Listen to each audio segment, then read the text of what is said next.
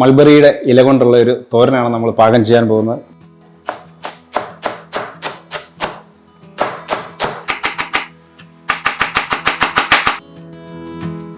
ഒരു ടീസ്പൂൺ വെളിച്ചെണ്ണ ചേർത്ത് കൊടുക്കാം.